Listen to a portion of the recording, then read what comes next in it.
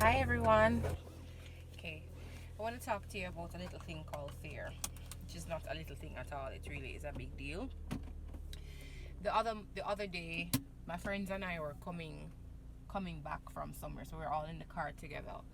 And my friend, who I didn't even remember saying this to years ago, he asked me if I was still afraid of driving. And I was like, I'm not afraid of driving. I'm afraid of driving on the highway because everybody who know me is supposed to know them in a life drive on the highway.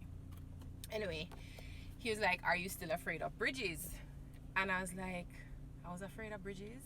But then I remembered I really I really was afraid of bridges for real, because I'm thinking that somehow I am going to end up going over the guardrail. And so my best friend was like, I'm afraid of the water. I'm afraid I'm going to drop in the water. So my best friend was like, but you're so far from the water though, Yori. And it really got me thinking. And I was like, well, I don't think so. Because like if I'm driving over a bridge, so my friend was driving the car and we had driven over a bridge, of course, a bridge over water. So she's like, but you're so far from the water though.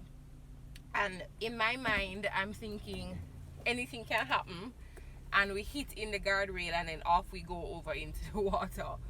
And I'm just really saying that fear is really, really irrational, because literally I'm feet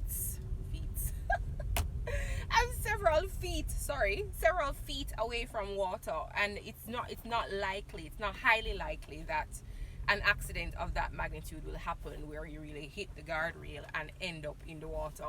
But when you have a fear of something, it magnifies the situation. Fear is irrational. It magnifies whatever it is that you're afraid of to make it seem like it's much bigger than it really is.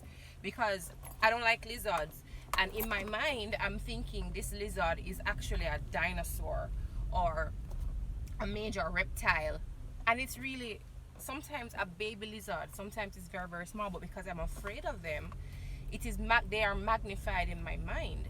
And I want you to think about the areas in which you're fearful. What are you afraid of, and how big does that fear really look in the grand scheme of things? Is it really that big a deal?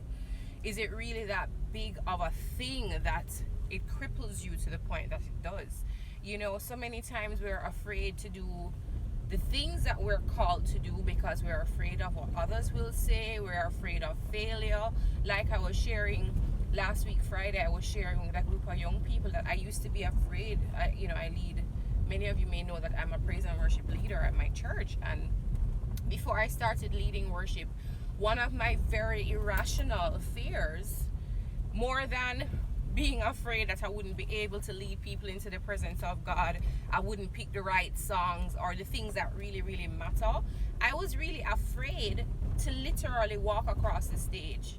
I was afraid that somehow I would trip over my feet and fall flat on my face, literally. And that fear really kept me from doing the thing that I was called to do in this season for a long time.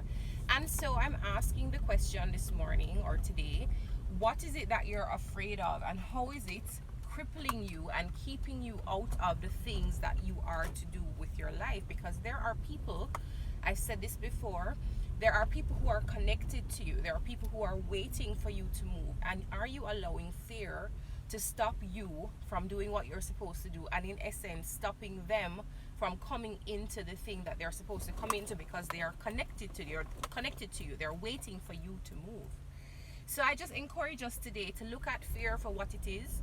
Fear is a lie. Fear is deception from the enemy. 2 Timothy 1:7 says that God has not given us a spirit of fear, but of power and of love and of a sound mind. So I'm encouraging us this morning, or today, to really look at fear in the face and be determined to defy fear against all odds. Defy it, because it doesn't belong to you. It's not your inheritance. Fear does not belong to the child of God. And so we must get rid of fear in every area in which it exists in our life. Look at it as the irrational thing that it is, and determine that we are going to do whatever it is that we are supposed to do in spite of the fear. People say feel the fear and do it anyway. I'm asking, that we go a step further and get rid of the fear altogether, because it does not belong in our lives. Okay? Think about it and have a great day.